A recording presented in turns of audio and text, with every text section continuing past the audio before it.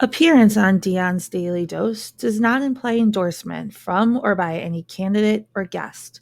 The views, thoughts, and opinions expressed by Dion Bergeron or Dion's Daily Dose are his own and do not represent the views, thoughts, and opinions of any guest. Material and information presented is for general information purposes only. The Dion's Daily Dose name in all forms and abbreviations are the property of its owners, and its use does not imply endorsement of or opposition to any specific organization, product, or service.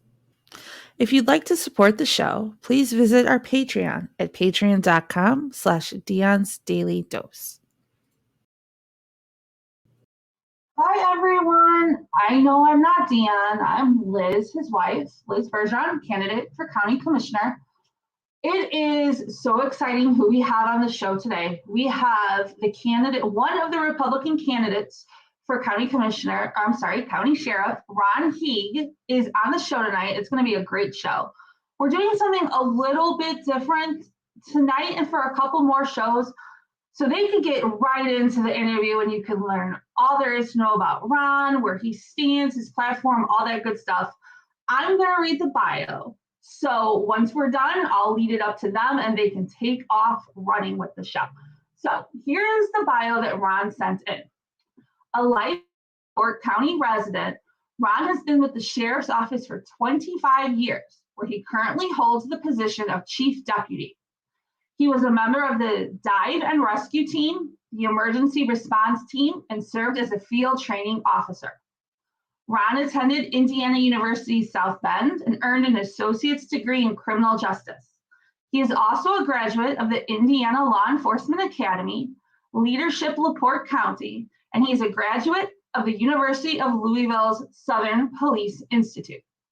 He serves on the board of directors for Grand Heritage Federal Credit Union, Indiana Department of Homeland Security, District 1 Taskforce, LaPorte County Triad, and Stepping Stone Shelter for Women. He hosts a monthly radio show on WIMS AM-1420 called Chief's Chatter.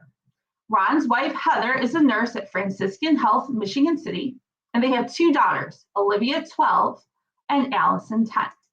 So now, without further ado, we're going to take it over to Dion and Sheriff candidate Ron Heeg. Gentlemen. Yeah, it kind of worked. All right. We're still working. All right. So should I call you Chief Deputy Heeg or can I just call you Ron? Ron works perfect for me. You're going to get that I'm not all about titles or anything like that. I'm a no thrill type of guy. I'm very awesome. I'm okay. Recently referred to as an old soul. So fantastic. Okay, everybody, welcome to the show. Thanks for joining us tonight. I know it's Dingus Day. Many of you might be wanting to go out there and drink. Do not drink and drive. You can tell you, call a cab, get an Uber. Seriously. Designated driver. And in today's day and age with cell phones and text messaging and Ubers and Lyfts, there's no reason for it. Right, and I agree. So this is normally the time that I let Ron read his own bio, but that's already been done. But what I would like to do, we have someone that says your mic is very crackly sounding. So let's try to get that fixed real quick. Let's hope. Does this seem better? Does this seem to be helping or no? Hopefully. Hold on. Let's see. Let me see if I can do anything about it. Thanks for letting us know, Paul. Let me try to turn off echo cancellation. Let's see. Does that help? Can you talk? Does that work? Does that work better? Does that work? There we better? go. Perfect. Okay. Yeah. Okay. I was picking up a little of that on my end, but I wasn't sure if it was just me. Paul, can you let me know if everything sounds better on your end when he gets to it? There we go. Excellent. All right. Yeah, he says we're good. Okay, so I'm gonna turn the floor over to Ron, and he's gonna let you know who he is and why he believes he's your only choice for LaPorte County Sheriff.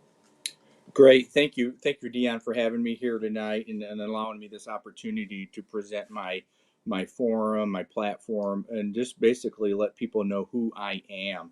As stated in the bio, I'm a lifelong LaPorte Countian. I grew up in Springfield Township. And I spent many years in Springfield Township until I met my current wife, Heather. I've been with the sheriff's office for 25 years.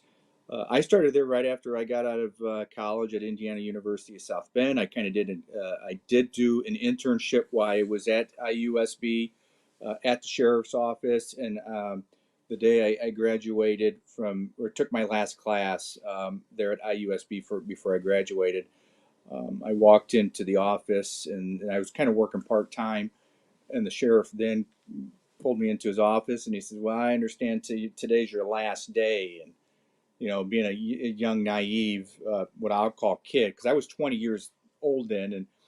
And you can work at the sheriff's office at the age of 20 at the discretion of the sheriff. Usually it's 21 years of age, but I was 20.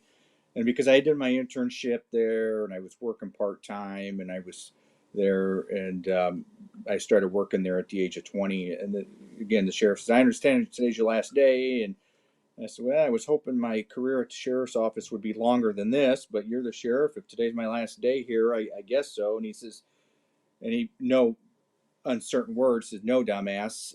Today was your last day at taking classes." And I said, "Oh, yeah, absolutely." And he says, "Good, you start full-time tomorrow." And I've literally been there ever since.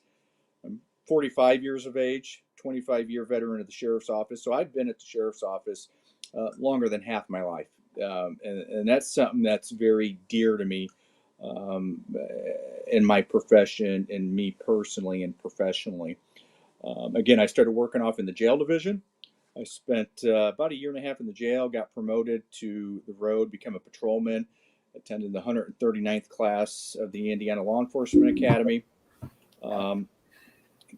Spent about 10 years as a patrolman working the streets. Decided I was looking for something a little bit more than just being a patrolman, so I became a detective. Spent 4 years as a detective, in which I investigated primarily crimes, which we divide them up: crimes against person, crimes against property. I was a crimes against person guy. Okay. Investigated robberies, sex offense, rapes, child abuse, child neglect cases. Did that for about 4 years.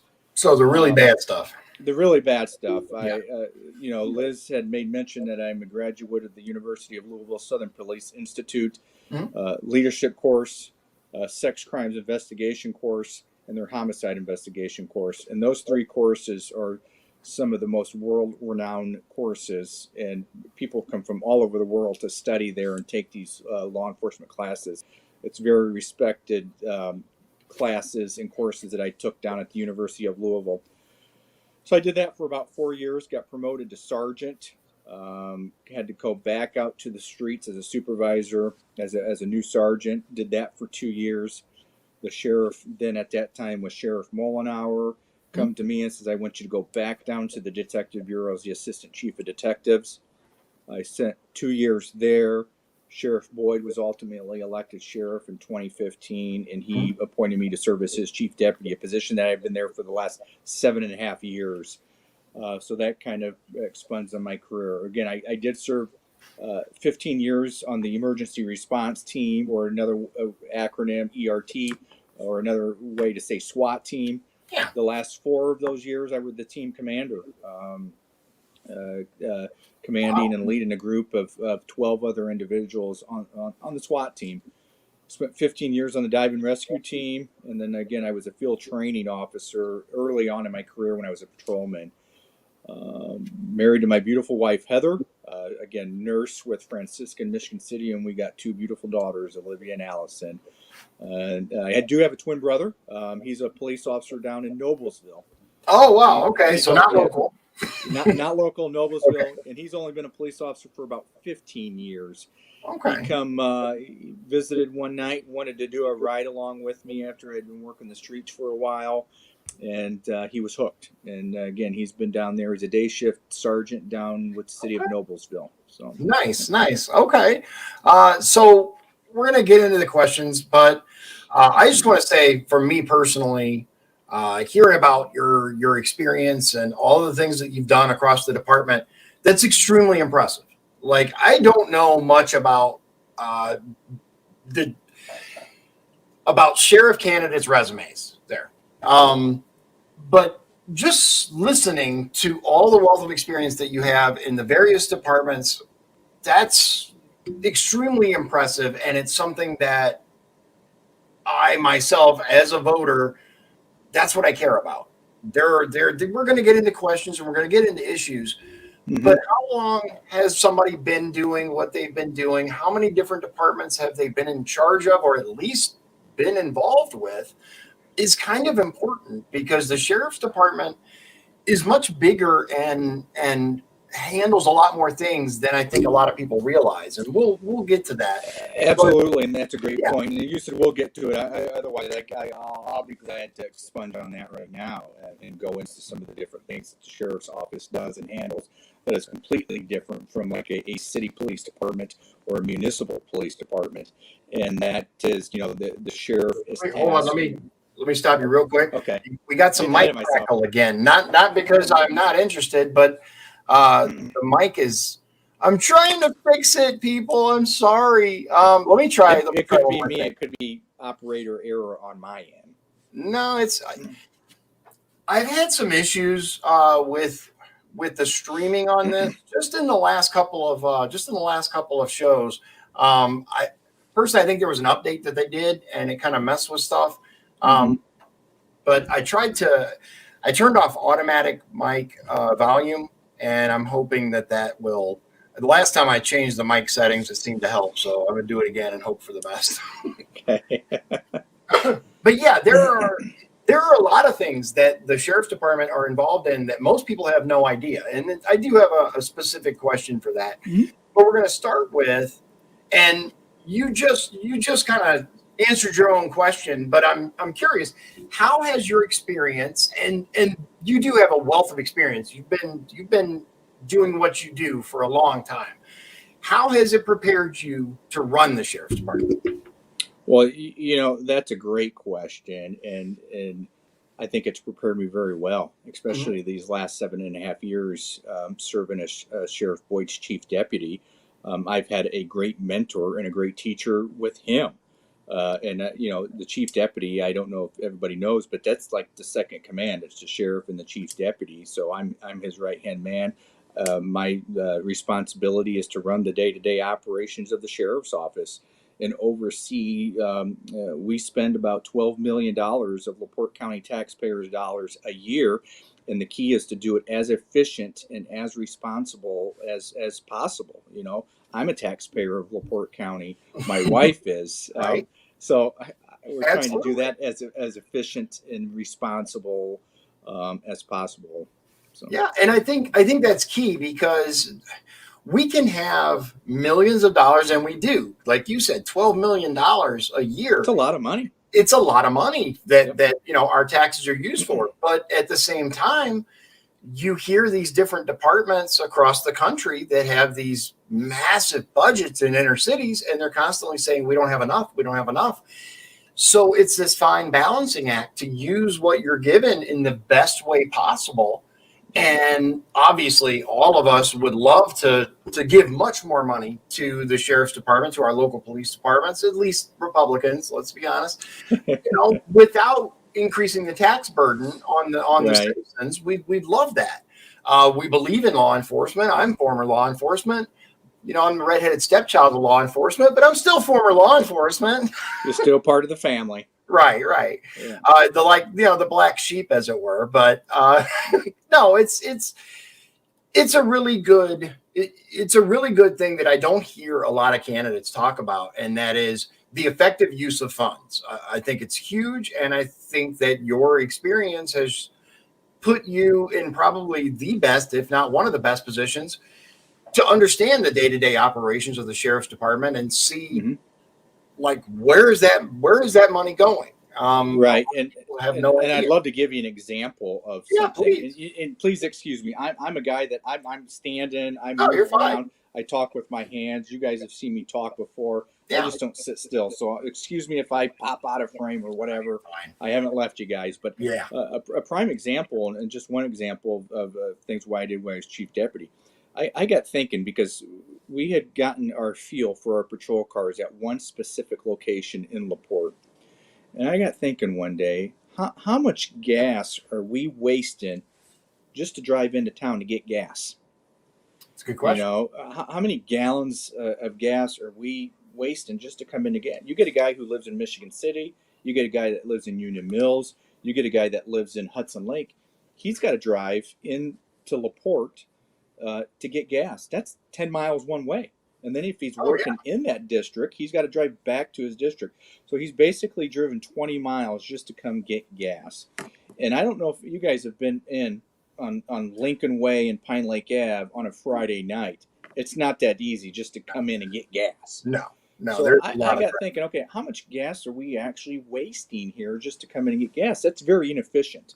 Mm-hmm. And one thing I've learned with county government in my position as being chief deputy, it's just not county government. Government is very slow and very inefficient. I'm sure there's probably some reasons, some checks and balances to that as to why that is. But I got thinking, and I says, okay, on any given day, you need a 24-hour cycle, midnight to midnight, with all 3 shifts. We probably got from 20 to 25 patrol cars out in those 24 hours. That's not including us administrators. That's not including any of the detectives. That's not including any of the warrant division or any of the extra overtime details such as DUI task force and stuff like that.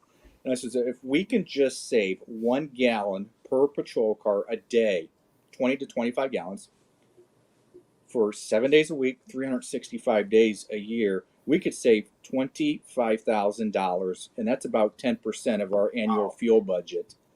So we can save 10% out of our annual fuel budget if we went to like a Family Express fleet card. You know, there's Family Expresses all over. Let's give these guys a Family Express fleet card. They can stop at any Family Express, fuel up their patrol car. They don't have to drive into downtown LaPorte, fight with the traffic to get back out. And that just makes things so efficient, and it saves us 10% of our fuel budget every year. That's part of who I am. I'm very efficient and try to find out the things that how can we make things better and more efficient, saving the taxpayers' dollars in the long run. That's the kind of thing that I'm talking about. It's things like that I want to hear from people that are running for office. What did you do? Like, what's going to translate? That's something that directly translates to the position that you're running for, because it's that kind of, I hesitate to use the word oversight, but it really is the kind of accountability and oversight that we're looking for, because I want to know that my tax dollars are being used as wisely as possible. Yep. I absolutely support the department, but if we can save $25,000, then we should absolutely do so. And it's simple, really. You know, a fleet card solves so many things and saves the taxpayers money at the same time. I'm all for it. That's what I'm talking about. So obviously, you've been with Sheriff's Department for quite a while. You've done all kinds of different things. And there was a little bit in your bio, but how, like, your name is widely known throughout the community. When I was talking about like this race in particular and my race, I've talked to people from other counties. I've talked to people across LaPorte County, and I mentioned your name and they immediately know who you are. So obviously, yes, with the Sheriff's Department, but how else are you involved in the community? Because not just that your time at the Sheriff's Department doesn't explain how so many people know who you are. Yeah, no, you're right. I've always taken an active interest into the community. You know, when you're just a young new patrolman, you don't think about that. You just want to go out and write speeding tickets, arrest people, take people to jail, and you think you're making your community better by doing that.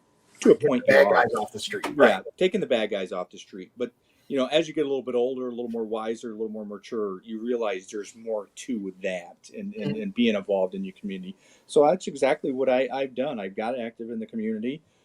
Liz had said I serve as on the board of directors for Grand Heritage Federal Credit Union. I'm honored that the fellow directors 6 years ago voted me to serve as the president of the board of directors. Wow! I serve on the president. I also serve as president of the board of directors for Stepping Stone Women's Shelter in Michigan City, which is a fantastic resource. It's a fantastic resource. Yeah. I serve as vice president of the board of directors for LaPorte County Triad. It's a kind of a conglomerate between law enforcement, senior citizens and healthcare provider for the senior citizens to provide for senior citizens. And that I serve on the District 1 Taskforce Advisory Board member. So I'm involved. I'm just more than just going to the sheriff's office and put my 8 to 10 hours in a day. I'm just active in the community and try to do it. And it's all about improving the quality of life for everybody in LaPorte County. And I've said this before. When my day is done here at the LaPorte County Sheriff's Office, LaPorte County government, or even in LaPorte County, I want to be able to turn it over to the next generation in better shape than it was given to me. And I want to improve the quality of life. Why? Because I live in LaPorte County. My wife and daughters live in LaPorte County. They go to school in LaPorte County. We shop in LaPorte County. We dine out in LaPorte County. So why would I not want LaPorte County to be a better place for me and my family? So that there's a vested personal interest in there, and that's why I try to stay active, involved, and to make things better for everybody. Okay, all right. Hats off to you, because I know working at the sheriff's department, whether it's deputy, chief deputy, or whether it's a patrol officer, that's a lot of time. It's a full time gig, beyond full time. It's beyond full time, but I've got a great support system. My wife has been I'm beyond lucky to have her support, her blessing, and everything else with this task that I'm on journey, I should say, that I'm on right now. Awesome. Yeah, you gotta have family support you and Liz know that more than anybody. Yeah. So I'm going to give you a couple of rapid fire questions. These are non-political in nature. Probably have nothing to do with the office you're running for, but nonetheless, viewers care. How do you like your steak? Medium rare. Thank you. Oh my God, what is it with people? That's the only way to eat a steak. Yes, medium rare. Yes, thank you. Cats or dogs? Well, we've got both in the household, so I'm going to have to say both. Okay, that's an acceptable answer. All right, we'll come back to some more of those, but. Okay, so I've said this before on the wording of the show, but I truly believe that the sheriff's office is the single most important position in LaPorte County. It is the constitutional head of the county, as it were. It's our stopgap against overreaching government. Absolutely, it is. So it's critically important that we elect the right person for this position. What is a common misconception that people have about the sheriff's department, the sheriff himself, the deputies, or the department? I just don't think that they quite understand everything that the sheriff is tasked with, and they don't understand that that police officers truly care about their community, and police officers, and I know myself, we take it personal when we see a victim of a crime and somebody's out there doing something. Again, like I said a few minutes ago, we all live in LaPorte County. We all live in the communities that we police. So we take a very personal interest. I mean, there's nothing worse when I go in the morning and review the reports and go over the stuff to see this happened overnight, or to see that this person was a victim of a shooting or a stabbing or a robbery, innocent victims. That just it's stressful. You don't want to see that. So, but you're right. The office of sheriff is very important. It's a constitutional office, and we swear to uphold the Constitution of the United States. And I've said this before: the sheriff needs to uphold the Constitution of the United States and the state of Indiana, and should not pander to the political climate that we see out in Washington, D.C., because that changes daily out there. I think we all can agree. DC is just a complete mess. It's a disaster. So let's focus on what we need to focus here, because how truly does Washington, D.C. know what's going on in LaPorte County and with LaPorte County people? They don't. Yeah, not at all. Yeah, not at all. It's a completely different world. And it doesn't matter left, right, center.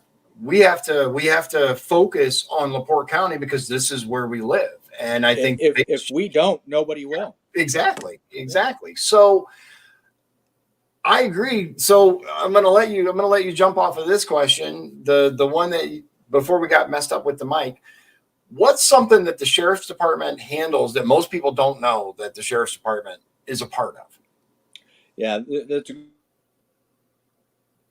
Oh, hold on. Your audio just cut out. Hold on. Okay, yeah, your mic. I think it might have came unplugged. Check it. It's got muted. Can you hear me now? There we go. Yep. Okay, there we go. I had an incoming phone call and it's connected all. And so I tried to swipe it and send that to voicemail. So the sheriff's office is very different, although similar. It's very different to like our municipal police departments or city police departments. Mm-hmm. And that's because the sheriff is by law tasked with operating and maintaining the county jail. Your city police departments don't have the jail, basically. And we're required to bring in all inmates and all arrested and processing them through the county jail. And the county jail is a very expensive part of the puzzle. And that's because there's a lot of laws and regulations and Supreme Court rulings that dictate how we have to handle these arrested people, these prisoners, these inmates, and how you feed them, how you clothe them, how you bathe them, the medical care you have to provide them. It's not like Barney Fife where you go in there and you can just lay down on a cot or get a bologna sandwich. There's much more to it. We have to have a dietitian that comes in twice a year, reviews our menus, reviews the caloric intakes that each inmate gets. And then there's special diets, whether it's religious needs or medical or healthcare needs. There's special diets we got to tend to. So it's not just giving everybody a bologna and cheese sandwich and saying, there you go. Right. So there's a lot that goes involved with all of this. And then the second biggest thing would be the sheriff's civil office. The sheriff is tasked with serving all court paperwork and all orders that come out of the 5 LaPorte County courts, whether it be circuit court or the 4 superior courts. The sheriff is tasked by law and by statute to serve every single order that comes out of those courts. So that keeps us busy as well, too. Right. A lot of people don't realize how heavily regulated prisoner care is. There are a whole list of things that you have to do to make sure that you're following these regulations. Like you said, these Supreme Court decisions, there's a huge amount involved in it. Yeah. Okay, so right now, the big thing in LaPorte County is this lit tax. That's what everybody's talking about. It's going to come to a vote here, hopefully before the primary. That's kind of what is talked about. I know there's another public comment. Obviously, I think everybody knows that you're in favor of the lit tax, right? What would that mean for the sheriff's department? Right. And yeah, I'm absolutely in favor. And I don't like to use the word tax. I don't think anybody running for public office or anybody wants to use the word tax. Right. I don't want to pay any more taxes, but I don't look at this as a tax. I look at this as a truly investment into LaPorte County, emergency services. It's needed. I'm one who's been on county government for 25 years, and I've been in charge of a budget for 12 years. This is sorely and desperate needed to help our first responders and our emergency personnel. I look at it more as an investment. And again, when my days are done here, when I go to turn it over to the next generation, too often we see in county government, the politicians want to kick the can down the road because they're not worried about 10, 20, 30, 40 years down the road. They're worried about 2, 4, 6 years down the road, every election cycle. So they're looking short term. They're not looking long term. I think that's reckless and irresponsible to look short term. We've got to look long term and start planning now for future projects, because investing a little money now saves money in the long run. The old saying, it takes money to make money. Let's spend some money now to save money on the long end versus kick that can down the road. And then we're tasked, and then we're forced to do something about it. And then they're going to tell you how to do it. And that's, the county jail now, when it was added on to and remodeled, that's basically what happened. The federal courts came in and says, okay, you waited too long. We're going to tell you how to do it now, and you got to pay it. There is no, well, we can't afford it. No, it's too little too late now, because you guys waited so long. Let's invest a little money now. and it will help out so much in the long run. And that's what I think this lit tax is. And everybody talks about this lit tax as going, oh, it's just for you guys' salaries and wages. Well, it can go towards salaries and wages. And I think we've demonstrated that our salaries and wages in LaPorte County are very subpar. And you don't have to go far. And I'm not saying that we're comparing ourselves with like a Hamilton County down in Indianapolis. Absolutely not. Yeah. I can go South Bend, Mishawaka, Warsaw, to the east of us. I can go to the west of us with Valpo, Portage, Porter, Crown Point, Hammond. And those guys, from our starting salary to their starting salary, they can go to any one of those departments I just said and start making anywhere from about $15,000 to $20,000 more a year. So how do I tell a 21-year-old guy or gal that's interested in the career of law enforcement, come work for the sheriff's office? We're going to pay you $15,000 less than this department just 20 minutes away. Right. And how do we sell that? There is, I live close to Trail Creek, and this isn't a bash on anyone. It's just reality. I have seen a couple of cars close to me from departments in Porter County. Mm-hmm. Yeah. Now, these people would love to work here, but they, like you said, they can make significant. This isn't, enough to supersize your meal. $15,000 a year is a lot of money. Is a lot of money. That's a lot of money. And so that's the lit tax will help us come up to par. And I had a gentleman ask me, well, why are you guys always trying to be better? And I said, we're not trying to be better. We're just trying to be comparable and competitive. And, again, this lit tax just isn't all about salaries and wages. This lit tax can go toward the purchase of new patrol cars. It can go toward the fuel. I talked about our fuel budget. It can go toward that. Feeding the inmates, food for the inmates. Everybody's been to the supermarket lately. What's the price of food done up in the last 6 months? Gas prices, same thing. Those same things affect the sheriff's office. Although we don't pay taxes on our fuel that we buy, if it goes up, we're still paying the increased cost. We have to buy food for the inmates. Same thing. Fuel or food prices go up, it affects the sheriff's office as a whole too. So there's just so much more that this lit tax can be used for and can be really good to help subsidize these increased costs that we're seeing. New fire trucks, new ambulances, this Roland Prairie EMS base that's been desperately needed in Roland Prairie for the last 30 years. We're just finally seeing it come to fruition, and this lit tax can help support that cause. And just a lot of good can come out of it. So that's why I support it. And I here's the deal. I know being a candidate for office and saying I support a tax, and I don't like to use the word tax. It's not a good thing. And I had somebody pull me aside and said, wait a minute. You call yourself a Republican and you support this tax? Absolutely I do, because it's not about Republican or Democrat. It's about what's the best thing for the citizens of LaPorte County. And I know in my heart that this tax investment is the best thing for LaPorte County, and that's why I support it. So I'm going to say this, and this is just my personal feeling on it. I have consistently, when running and when talking about taxes, I'm generally against taxes. Period. I think we all are. Yeah. But in this case, I do believe that if there was a way, at least for me, if there was a way to make sure it went to what we need it for, not just salaries, but equipment, improvements, and we could lock that in, I'd be all for it. The problem is politically, you have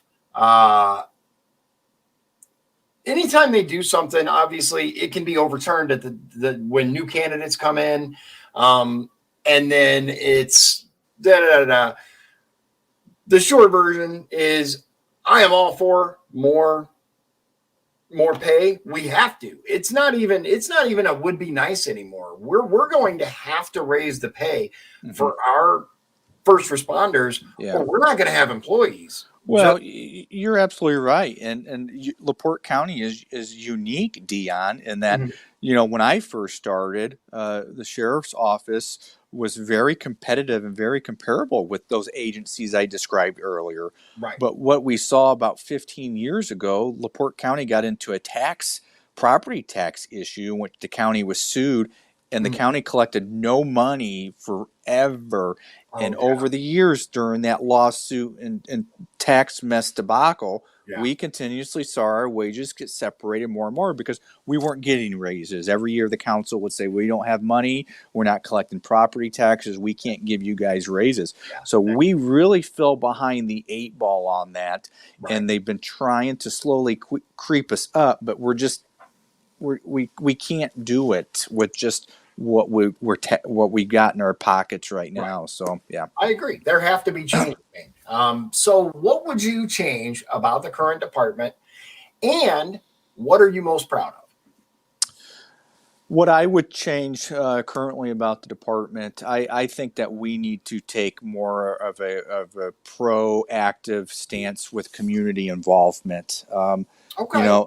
As one that has kind of studied stuff that went on in Ferguson and some of these other communities that we saw, Minneapolis, and that those issues were caused with a lot of mistrust with the communities. And we hear that, help support your police department and invest in the sheriff's office, support your community.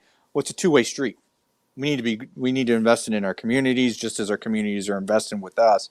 So I think we need to do a much better job of just some proactive community involvement, building those trusts, building those relationships, and that helps go a long way. When you have issues in your communities, they're not so quick to jump to conclusions. They're not so quick to protest. They're not so quick to jump to some of these other things that we've seen in some of these communities. Yeah. And reading some of the Department of Justice reports, like in Minneapolis, in Ferguson, it was just that was the tipping point. That was the boiling point, that there was just a lot of mistrust. There was a lot of issues going on in these communities. It just, the Ferguson and Minneapolis just didn't happen over that one incident. It was incident after incident after incident after incident, where it finally was the tipping point in which caused these problems. So we just good community relations. And I'm a guy, I would rather come and talk to you face to face and talk to you over the phone or shoot you a text message. I'm old school like that. That's me. I think we can have a much more productive conversation face to face, because a lot of things are lost in translation with text messages or emails. It's like, well, that kind of sounded funny, or that sounded snippy, or that just, when that's not the case. So it gets lost in translation with that. I know I went on a little bit, and I think you had a second part to that question. Yeah. About what I would change. That's one of them. What was the second part of that, Dion? What are you most proud of about the department currently? I'm most proud that I think we've got us a very good professional group of young, and I say young men and women on the department. When I first started 25 years ago, I came in at the age of 20, 21 years of age, and I by far was young.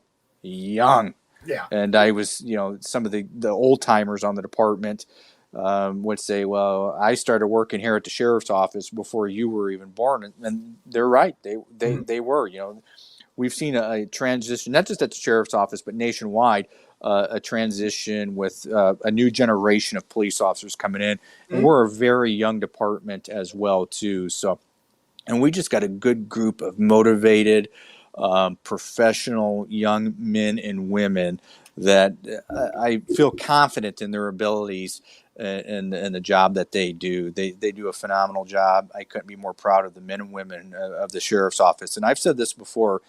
It's not me as the chief deputy, or it's not the sheriff that makes the department. It's the men and women. They make us look good because they truly do a good job day in, day out.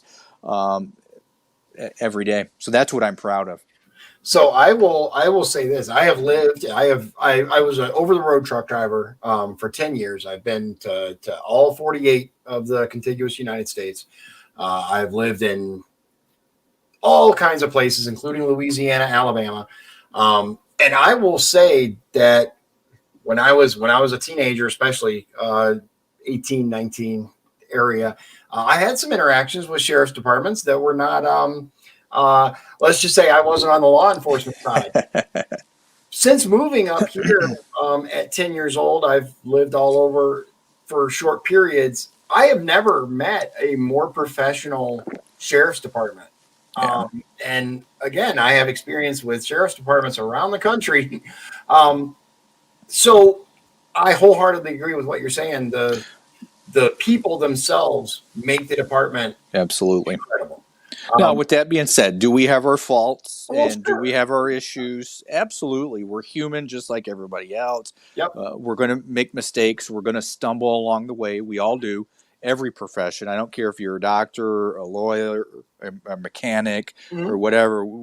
They all make mistakes and we stumble. Yeah, let's learn from them. Let's learn from our mistakes and to prevent it from happening again and to grow as a person and as a profession to make sure that we don't make those same mistakes again. So I have a controversial question for you.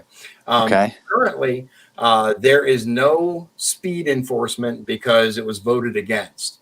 Do you support camera enforcement? Those speed cameras that they have?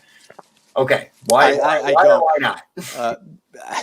That's again. Like I said, I'd rather talk to you face to face than over the phone. Yep. It's very impersonal, and law enforcement should not be in the business to generate revenue or to make money. And I feel that's what those cameras are, is more of a generating revenue, generating business than anything. Right. I like to have the officer make the traffic stop and use discretion versus just sending Dion a ticket in the mail saying, pay this because we got your car on camera. You know, the officer can make physical contact with Dion and, you know, Dion's having a bad day. He just made a mistake. Dion, here's a warning ticket. Mm-hmm. And by having the officer make the traffic enforcement, there's that discretion there. And that's why I truly don't like the use of cameras and would rather have just enforcement, person-to-person contact. So I'm so glad that you feel that way. It's been a concern of mine because I feel the same way you do. There have been days that, you know, I've gotten pulled over and I was going a little fast, and I admitted to the officer that came up, and he's like, all right, well, like, what's going on? And we talked for a moment, and I got a warning, and I didn't speed again for a long, long time. Right. And again, we all make mistakes. We're all having a busy day. We've got a lot going on upstairs. You're thinking about work. You're thinking about dinner with the family, spending time with the families. You got to take the kids to piano practice, to wrestling practice, to this going on. You may run through that stop sign. That's just being human. That's just, you know, I don't care if you're the car mechanic or a lawyer or whatever. We all have stressors in our life, and it just causes us to have a brain fart moment. And right. So I think that's why I like to see that human interaction versus just you all of a sudden receiving a ticket in the mail because you ran the stop sign. It happens. Yeah. And that I don't like that. That's okay. So it's impersonal. What is the current shift structure? Is it like 12-hour shifts? Is it 8-hour shifts currently? Right. Our guys work 8-hour shifts, and they work a 4-day on, 2-day off rotation. Because again, we're not a Monday through Friday, 5-day-a-week operation. We're a 24/7, 7-day-a-week, 365 operation. We've got 3 shifts. We've got a day shift, afternoon shift, and a midnight shift. Okay. The day shift has 13 officers on it. The afternoon shift has 15 officers. When we're full strength, we're down a couple guys now. And then the midnight shift will have 13 guys on it. The afternoon shift has more guys on it because it's the busiest shift. On those 3 shifts, each shift has 3 rotations. The 13 guys are divided into 3 rotations. So you always got guys on 7 days a week, 365 days a year. So we do have a 6-car minimum on the shift. Okay. There's no fewer than 6 cars on the shift. So we do have a 6-car minimum that we require to have on the shift. That's not enough, but we work with what's given to us. Right, so right. Well, we do require minimums. Yeah, the unfortunate reality, and it's the same at Indiana State Prison when I worked there. There were required minimums, like you had to have these 2 officers. Did you need more? Absolutely. But Absolutely. there have to be required minimums. The more, the more the better. So are you happy with the way that the shifts currently are, or do you plan on changing things once elected? That's a good question. And I worked when I was a patrolman years ago, when I first started, we actually rotated from a day shift, afternoon shift to a midnight shift every month. Every first of the month, we would rotate. And I was with a group of guys that we politicked hard to go to permanent shifts because that rotating shift is stressful and it's hard on the body. Swing shifts are horrible. Swing shifts are absolutely horrible. So when Sheriff Mollenauer was elected at that point in time, he says, okay, I'll let you guys go to permanent shifts. But then that's when I moved to the detective bureau. So I never really got to work shifts. You never really got to enjoy the thing that you put passion into getting fixed, right? Yeah, absolutely. So, and then it was a couple of years ago, there was a group of guys that came to me and asked maybe about the possibility of going to 12-hour shifts in the patrol division. And my brother, who I mentioned earlier, works 12-hour shifts down in Noblesville and absolutely raves about them and loves them. And says, we had some guys who went to 12-hour shifts kicking and screaming. But once they did them, they love them now. And it's the best thing. And there was a group of guys that says, hey, can we see about the possibility of going to 12-hour shifts? And I says, absolutely. In my position, I'm not going to work 12-hour shifts. If that's what you guys want to do, and if that's what the majority of the men and women in the patrol division want to do, then you guys can go to them. Okay. And I says, what I want you to do is I want you to put a committee together. I want you to put the pros and cons out of each. I want you to explain how 12-hour shifts works versus the 8-hour shifts and everything. And let's put an informed ballot, so to speak, out there. And I says, and we'll take a vote. And if the majority of the men and women want to go to 12-hour shifts, then that's what we do. Well, it failed miserably. Oh, wow. Yeah, okay. the guys and the gals and the patrol division. They were like, we like our 8s. Thank you. They like their 8 hours. With that being said, sometimes as one that spent so many of times in the patrol car, 8 hours can seem like a long time, let alone have to do an additional 12. So, but there's pros and cons to both, Dion. Oh, yeah. So, yeah. Absolutely. It's just like anything, there's good and bad to it. Okay, so a couple more rapid fire questions, break it up a little bit. What's your favorite sport? Football. I'm a Big Ten college football fanatic. Okay. All right. I'm an alumnus of Indiana University. I'm a Hoosier. Okay. And when it comes to Big Ten college football, there's nothing better. Okay. Do you watch NFL at all? Oh yeah, football. I watch any football, but I'm making sure. Okay. Yeah. Bears or Colts? When it comes to pro, I just had somebody ask me about the baseball season started, whether I was a Cubs or White Sox fan.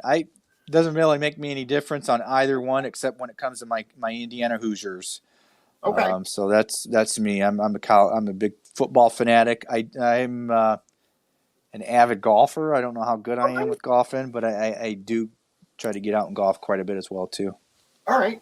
When you were a kid, before you wanted to be deputy sheriff and then sheriff, what did you want to be when you grew up? I wanted to be a police officer for the LaPorte County Sheriff's Office as far back as I can remember. And I didn't want to go to the state police. I didn't want to go become a city police officer. I wanted to be a deputy sheriff with the LaPorte County Sheriff's Office as far back as I can remember, Deanne. That's awesome. Awesome. There are very few of us that end up doing what we really wanted to do. Kids. So that's I grew up in the rural area of the county in Springfield Township, and when me and my friends would be outside playing or riding our bicycles or whatever, we'd see a sheriff's office patrol car go by, and you rarely saw them. Yeah. We were like awestruck, and that resonated with me with that. So yeah. Good. Okay. I lost my page here. There we go. All right. So I know that you're against speed camera enforcement, which I'm really happy about personally, but how do you plan to use modern technology to improve the sheriff's department? Well, modern technology has really come a long way over my 25-year career, and some examples are when I started the sheriff's office 25 years ago. We hand wrote our tickets, we hand wrote our reports, or we would have to come on to station and use a typewriter to type our reports. Right. That was the Now, type it up, right? yeah, type it up, and now these patrol cars are wireless hotspots. They've got the laptops in the cars. They have printers, scanners. They scan the back of your driver's license. It automatically downloads the information. They download the barcode on your vehicle registration. Automatically downloads it all, and it's all sent to the cloud. It comes back from the cloud. They can run your driver's license in the computer. They can run your plates. So everything's there. And I think that makes things so much more efficient, which allows the officers to be more productive. Because I can remember I would have to drive into LaPorte, attempt to get some work done so I didn't get overly bogged down. But it seemed like no sooner I'd get into LaPorte, they'd give me a call to come back out of LaPorte. And again, that's very inefficient. These guys can do all their work right there in the car, go handle the next call. Response times are increased, and it's more efficient. And I'm all about technology and about making things easier and efficient to keep the officers out on the street more productive, more visible. Visibility is key. Nice. Okay, so I'm not going to get too in depth, but I'm aware that there is no Scared Straight program in LaPorte County. That's something that me personally, it has affected. And some people that I know, without getting into too many details, there was a child who would have benefited greatly from a Scared Straight program. We're not talking about a normal teenage angst kind of thing, but the boy needed to be scared straight. And when we reached out for resources to do that, we learned that we can't do that here. You guys can't put cuffs on kids. You can't put them in the back of a patrol car. Is that something that you think could be or should be changed, or are you happy with the way that it is? Because I know there are liabilities associated with it. Yeah, I think that's exactly why we don't do it, is because there's liabilities to that. And I just don't know if that's the best possible outcome, is trying to scare this kid straight. Let's build a rapport with this kid. Let's not make him afraid of the police. Let's make him want to go to the police for help versus being afraid of the police and being turned off by the police. And, like going into these prisons and jails and that and scaring them straight there. Right. I can only speak on behalf of Indiana and LaPorte County. We hold people in the county jail that's awaiting trial, so they're still technically innocent until proven guilty, and which is critical because by being still innocent until proven guilty, they still have rights to privacy. So I don't want to go parading some people in when there's a young man or woman in the county jail that made a mistake and they're still awaiting their trial. Right. That's actually a really good point. I'm glad you mentioned that. What would you recommend for parents that have a child that they believe is on the very wrong track? They potentially have already committed crimes or are in the process of committing crimes. And in their mind, Scared Straight would be a good option. But since it's not available here, what would you suggest that they do, or what resources would you suggest they utilize to kind of get this kid straightened out before they do end up going to juvie or wherever? I think just trying to find a mentor for this individual, this child or this individual who's having issues. We're fortunate here in LaPorte County that we've got school resource officers in all of the school districts, sheriff's deputies as school resource officers in every single school district in LaPorte County except for Michigan City. They handle Michigan City. So there's a resource there to go to and maybe to talk to somebody and not have to worry about mom and dad listening to what they have to say. Go to a school counselor, find a teacher that will listen to you and just maybe take a minute to understand where this individual is coming from and why they're struggling and why they're having these issues. Especially with young adults and juveniles and children, we find out that there's a lot of underlying issues there. Whether it's life at home, dad drinks too much, or that there's not enough food in the home, There's a lot of underlying root causes that if we can just tackle some of these root causes, boy, it makes a world of difference. We're not, we don't have to send this juvenile off to juvie, as they say, or to the prison. This juvenile was stealing to eat because he's hungry, or he needed a new pair of shoes. There's a lot of underlying issues. Let's just take a minute, listen, find out what the root cause is, and boy, we can make a world of difference. Okay. All right. Okay. So this one here, I've seen a lot of posts recently about people that are both angry with and happy with so-called ghost lettering vehicles. The ones that you can only tell that they're a police officer or sheriff's department from a certain angle. Otherwise, it looks like a regular car. Do you think that that's a resource that should be utilized here, or do you think not? I've always been a marked patrol car guy. I like to see the big brown and tan. We used to have brown and tan cars. Now it's just all tan cars. And the sheriff's star. And I think visibility is key. That helps reduce traffic. Right. With that being said, like our detectives have unmarked, and we've got a couple of unmarked cars out there. I guess my counterpoint to that would be, if you're not doing anything illegal, then you shouldn't worry about whether there's a marked car or an unmarked car or ghost lettering car out there. If you're just going about and doing what you're supposed to be doing and not breaking the law, then you shouldn't have to worry about what type of car is out there. Right. Fair enough. Okay. So Paul, we've got a couple of questions. I'm actually going to preface this. He asked if you support lawful carry. What I want to do instead is, I know where you sit on it, but I'm going to give you an opportunity to explain why so many police officers are maybe not against it, but have concerns about it. Concerns about it. Absolutely. And that's a good point. First of all, I'm a pro Second Amendment guy. You can come to my house and I've got my guns and everything else. And I'm a pro Second Amendment guy. And I truly believe that the Second Amendment is there, and that the right to bear arms is at the top of the list, being Second Amendment, and not like a Fourth Amendment or an Eighth Amendment or anything like that. Because our forefathers really thought that was important. I would be more in favor of a constitutional carry if it was nationwide. And with that, a constitutional carry may be good down what I call the donut counties around Indianapolis, when you don't have an individual crossing state lines. Right. They're close to staying in Indiana. Yeah. But what about us border counties? We got, Michigan borders us, and we're not too far from Illinois. How is this individual going to be affected that, he's in Indiana carrying his gun legally, and just, kind of forgets he's got it on him or whatever, or just out of habit, because we all do it. We go to New Buffalo, or we go to Niles, Michigan. Oh, crap. You get stopped and you have your gun.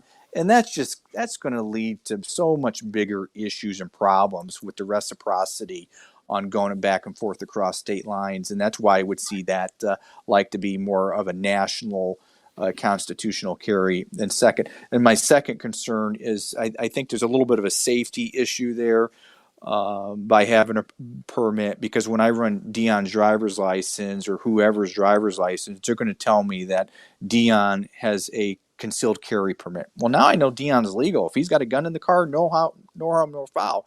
Right. If now there's no way to check that to see if Dion is legally to carry it or if he's breaking the law, there's no way to check that now, because in order to run that, what we call criminal history, there's got to be supporting documentation. I just can't run Dion's criminal history just because. I've got to have a criminal offense behind it, not a traffic offense. Right. It's got to be a criminal offense to run Dion's criminal history. And that's the only way I'm going to be able to tell whether you can carry that gun or not. So there's just, I don't know if I'm just in favor. That's probably more of the police officer in me. And I was speaking to an individual. They says, "Oh my God, you're against it. You're not a Republican." Well, Yeah, I am, and I can still be a Republican, and we can agree to disagree. And I think that's where we've gone as society. We have trouble agreeing to disagree, and it's okay to disagree. Let's have a respectful, professional, friendly conversation. And if we don't Right. agree on it, no harm, no foul. I'm not going to hold it against you. That's your opinion. I had an individual. I know I'm getting off topic here a little bit, No, by all means, this but is I had an individual reach out to me over an issue that's been kind of occurring in the county for some years with some of the sand mining issues. And he reached out to me and says, "I'd like your opinion on this." I gave him my opinion. He says, "Well, you're wrong." And I says, "What?" He says, "Yeah, you're wrong." I said, "Wait a minute. How can my opinion on something be wrong? It's my opinion." right. But he just told me I was wrong. And I said, "Okay." It's one that it's okay to disagree. And you don't have to be a Republican or Democrat. You don't have to be 100% in line with every single person's or beliefs and policies and stuff. And it's okay to disagree with this thing, but still support this thing. Agree with this. And I think that's where we're losing a lot of touch in that.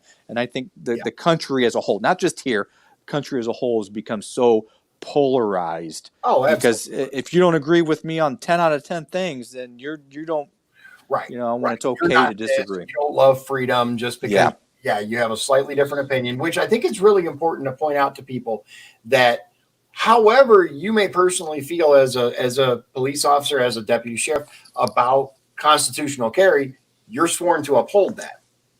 Correct. So it's not like you're going to suddenly get into office and say, no, you can't do that here. Right. It's the law. It's the law. Right. It's constitutional. Right. And I think that is an important distinction because I've had that discussion with people before about constitutional carry and the bill that passed. And but the one thing is, and I do believe that there are some refinements that should be made to the bill. Yeah. I do think that there are certain things that we could do to make it safer for police officers without infringing on people's rights. But that's something for another time. Yeah. But it's we can probably spend 2 days just discussing that. Just on that. Easily. Yeah. Okay. So one of the things that's kind of controversial, I guess, as far as your race goes, because I'm going to go ahead and bring this out here. The main difference that I've seen with experience being separate, the main difference that I've seen as far as platform goes between you and your Republican challenger is dress code. That I've heard several people mention that, this other person is unhappy with the dress code. You think this about the dress code. So I'm just going to let you say, are you happy with the current Sheriff's Department dress code? If not, what would you change? If so, why do you love it? I guess I'm happy with it. Okay. We try to strive to be a professional organization, and if you allow the hens to run the hen house, then what kind of professionalism, structure, organization are you going to have there? Unfortunately, we're a paramilitaristic organization. That there's got to be some command and control and structure there, and you just can't let these guys and gals run the roost. Right. There's got to be some structure. There's got to be some professionalism there. With that being said, there was nothing more I hated and to be in long sleeves when the day got to be about 80 degrees in the spring, and there you are stuck in long sleeves, or vice versa. With that being, the men and women are adults, intelligent individuals. They can make choices for themselves, and I believe that. And I think anyone will tell you that me as chief deputy, I've really expounded the bounds and really expounded the dress code policy, so to speak, when it comes to long sleeves, short sleeves. If we're going to have a streak of nice weather, if we're going to have a streak of cold weather, put your long sleeves on. If it's going to be 75 for the next 4 days, put your long sleeves on. I've been always easy going with that. No harm, no foul. But I think there's a heck of a lot bigger issues that are tackling the sheriff's office, tackling LaPorte County, tackling our society than dress code. Yeah, absolutely. We're going to wrap up. We're at the hour mark, but there are a couple more things that I really, if you have a few more minutes, a couple more things that I really want the answers to. If you're okay. Sure. Okay, great. Yeah, sure, absolutely. What is one piece of equipment that you would like to see your department have? If cost wasn't a factor, if the council said, yeah, you can have it, what's one piece of equipment that you'd be like, yeah, give me? And here's the deal, and I'll say, because there's guys that will tell you this, I'd love to have a helicopter. Right?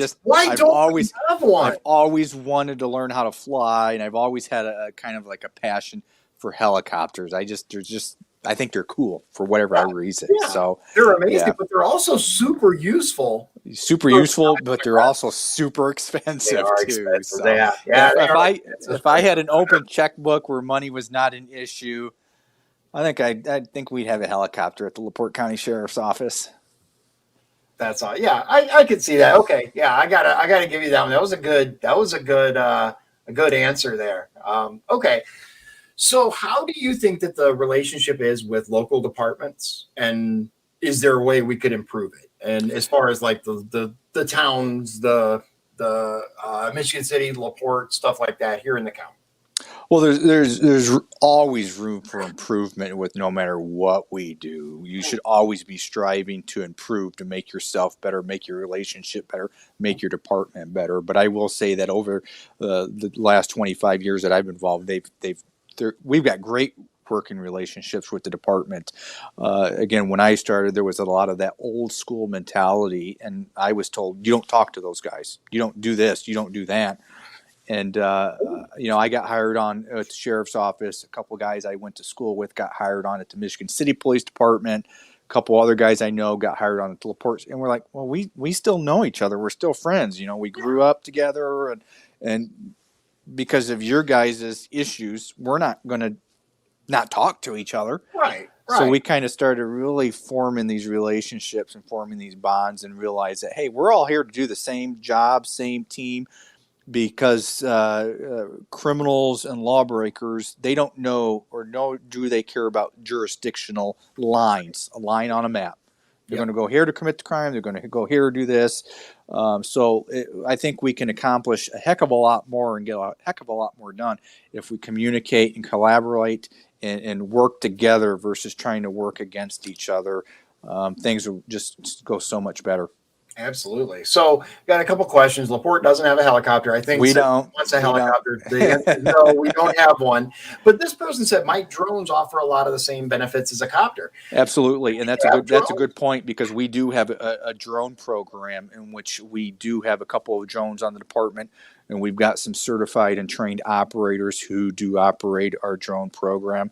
Our drones have all come from grants or donations. They haven't cost the taxpayers any money.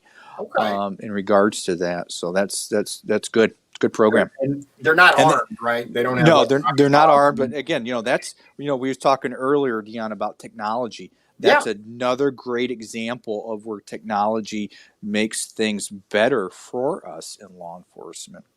Absolutely. Okay, so I got a couple more questions. I got a lot more, but we're gonna cut them short. Hopefully, after the primary, we have you back on so that we can get you.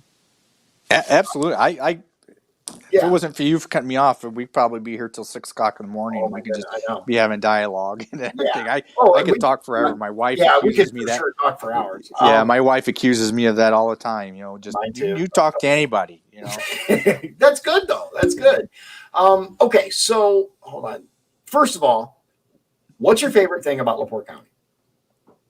I think it's the people of LaPorte County. I mean, I say that because we live in a weird geographical location in the United States. We're a very diverse county. We're on a good day with traffic good. You're 45 minutes from the third largest city in the United States, and a lot of people don't appreciate the good and the bad that comes along with living to the third largest city. You get an individual that lives maybe in Kansas or Kentucky or something, and they're not close to these big big, large metropolitan areas, New York, Los Angeles, Chicago. There's good that comes with it, but there's bad that comes with it. But, you get in southern LaPorte County and you've been there on the campaign trail, it becomes very rural and agriculture. So, absolutely. And it's a very diverse county. We've got cities, LaPorte, Michigan City, we've got the small towns, but, I think we got a good group of just people who truly care. And I say that because we, as one, and it's in the emergency services aspect, we get a lot of great community support and really stand behind our emergency services, whether it's the fire departments, EMS, police department, sheriff's department. There's a lot of, the citizens of LaPorte County take ownership and pride in their emergency services, and they'll be some of the first ones to come to the defense and stand up and say, not here in LaPorte County. And we saw that a couple years ago when we had some of the protests that was going on, and we had the protest in Michigan City that ended up down by the Lighthouse Mall. And we saw that because we know for an exact that the local citizens, although they were protesting, they were peaceful.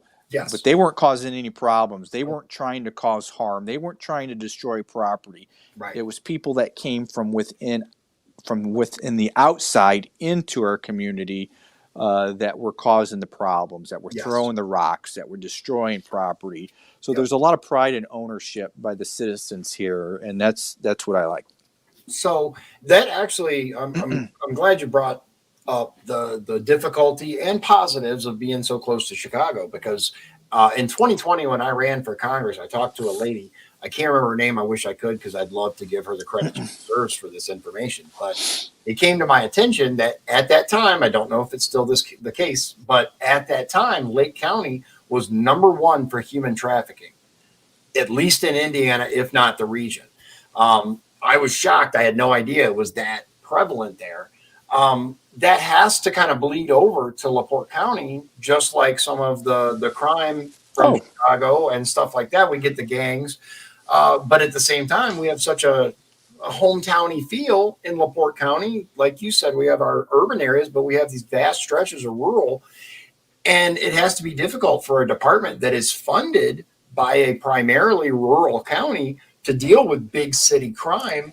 Big city issues, yeah, you're absolutely right, and that's a good point, because we have Interstate 94, we have the Indiana Toll Road, we have the South Shore Line, and those are all bringing stuff in and out of the county. And I've said it before, LaPorte County sits between Chicago, Grand Rapids, Detroit, Indianapolis, Cincinnati, Columbus, Ohio, sits right in the middle of those big metropolitan cities, and we're right in the middle of all that. So it does bring a lot of big city problems into a small community. And, as taking some of the classes that I've taken throughout the United States and talking to some of, guys who are like from Chicago PD or New York PD, at the end of the day, when we're all just kind of sitting around sharing stories, it's funny because whether you're from New York Police Department, Chicago Police Department, LaPorte County Sheriff's Office, or a small two-man department in the middle of nowhere,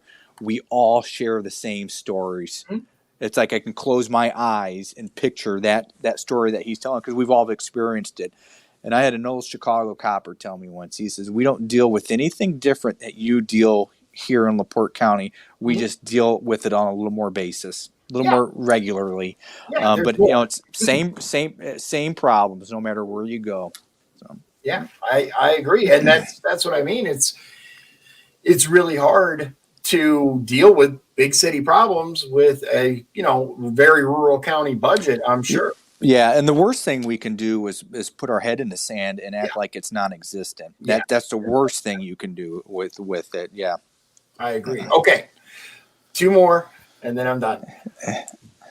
Once you get elected, assuming you get elected, right? One of the things that's probably going to happen in the first term, if not second term, if you get reelected, 4 to 8 years, there's talk that we're going to need a new jail.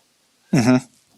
Sheriff's going to play a big part in making the new jail, picking the location, helping to do the research, all the things that go with it. That's a lot. It's a lot. what are some of the things that you want the new jail to have or to be? You're right. The next sheriff is going to be tasked with the discussions of a new jail. And I'm not saying we need a new jail next year or the following year, talking about but let's be responsible and start Yep. planning and preparing for when that day comes. Yeah. You know, a jail ages like dog years. Every 7 years, it's for every year that it's in operation, it ages 7. And that's because it's a 24-hour, 365-day facility.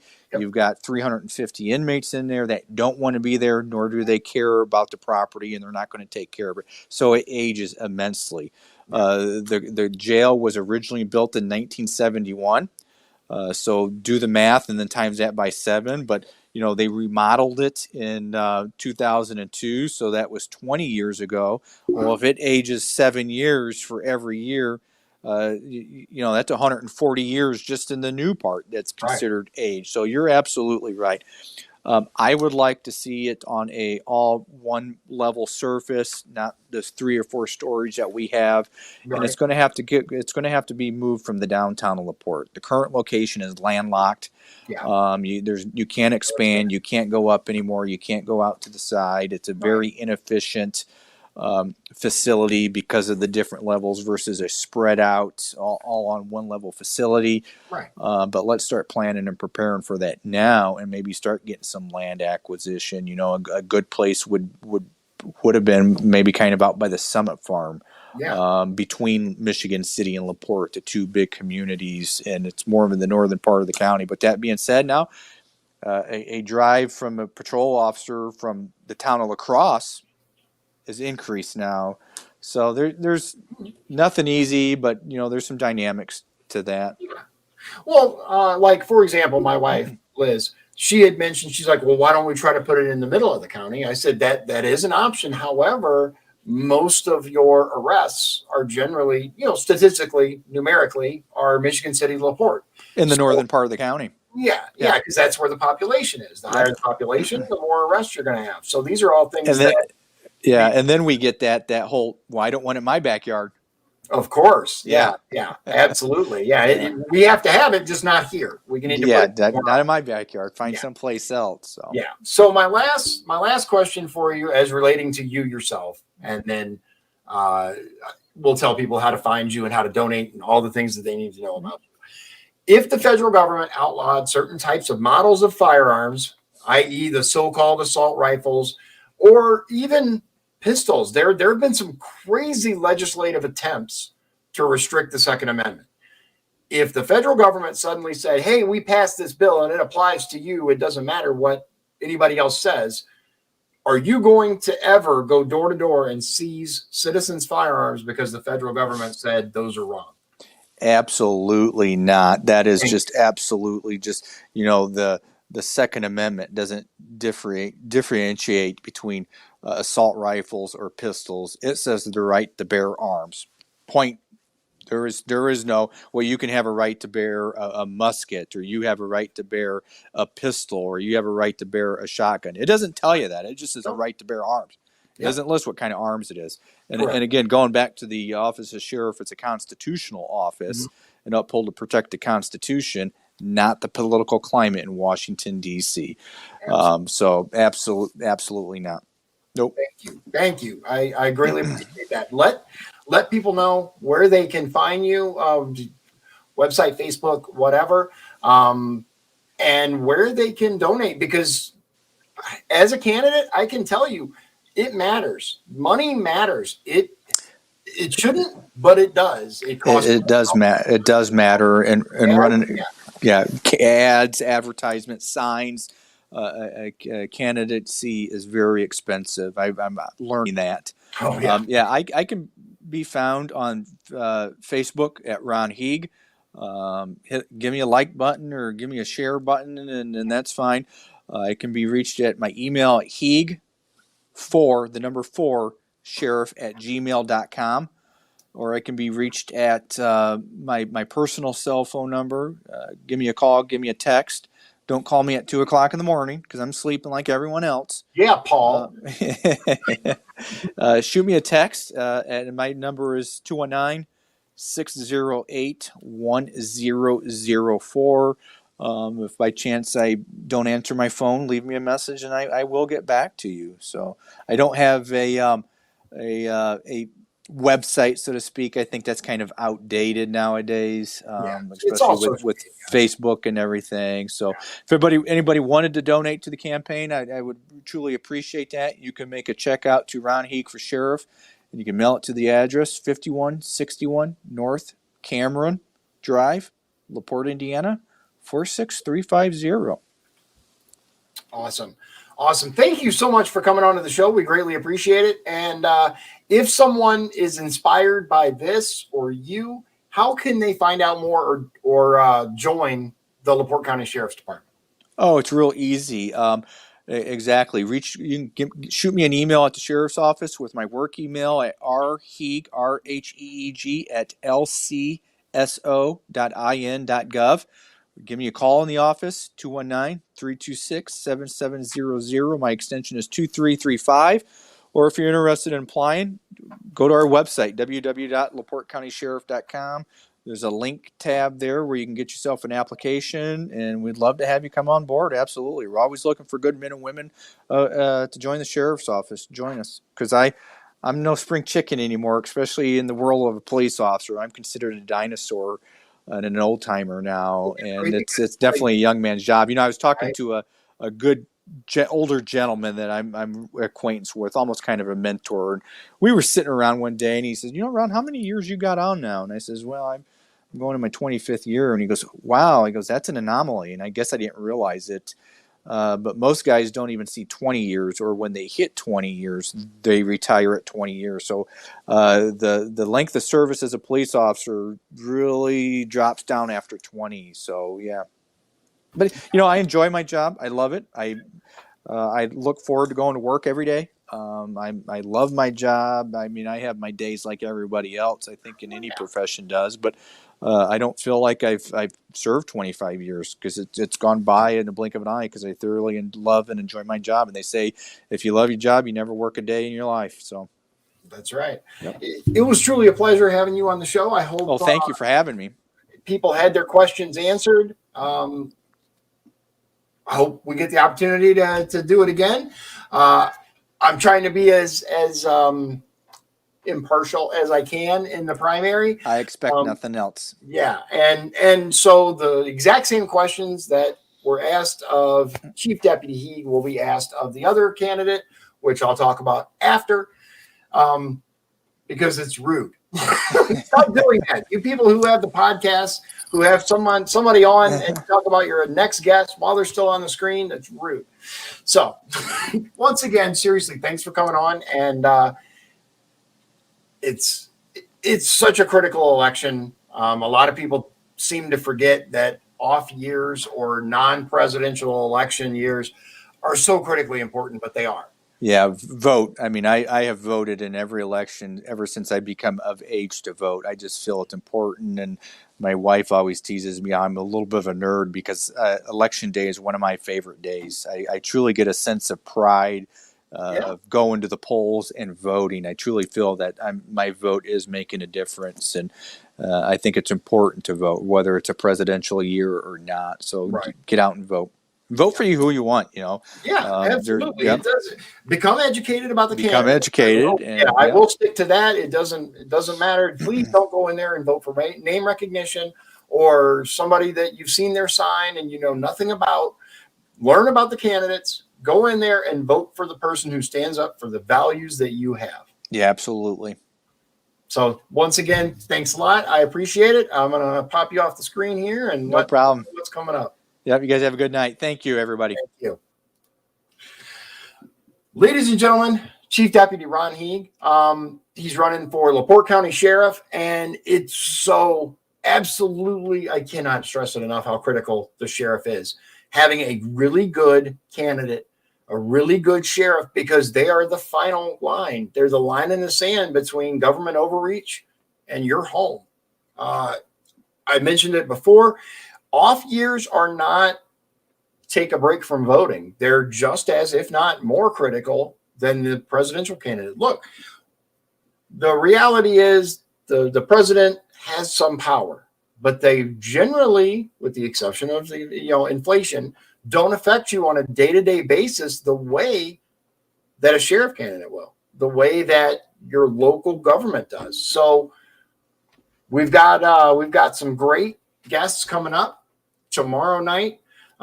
We have Liz Bergeron, who's running for county commissioner. Yeah, that's my wife. Yeah, I'm a little biased, but we're going to have some different questions this time. And I think you're going to want to tune in because there are some interesting developments with the race. And again, there's so many critical things that people need to be aware of this election. And then the following day after tomorrow, we're going to have the other Republican candidate on for sheriff, Andrew Morse, and he is going to be asked the same questions. If I can get through them a little faster, I really enjoy talking to my guests. As you guys have noticed, we could go on for hours and hours. And back when I first started doing this, we did. Some of my interviews were 2.5 hours long. That's a little long. But we get into conversations, and obviously most of us, we're far more alike than we are different. We share so many things. But as always, thank you very much for joining me tonight. I greatly appreciate your time. God bless you. God bless Indiana. And God bless the United States. Thank you. If you'd like to support the show, please visit our Patreon at patreon.com/Deon's Daily Dose. This has been Deon's Daily Dose, hosted by Deon Bergeron. Executive producers Sean Holgram and Michael Beebe. Copyright 2022. Deon's Daily Dose. All rights reserved.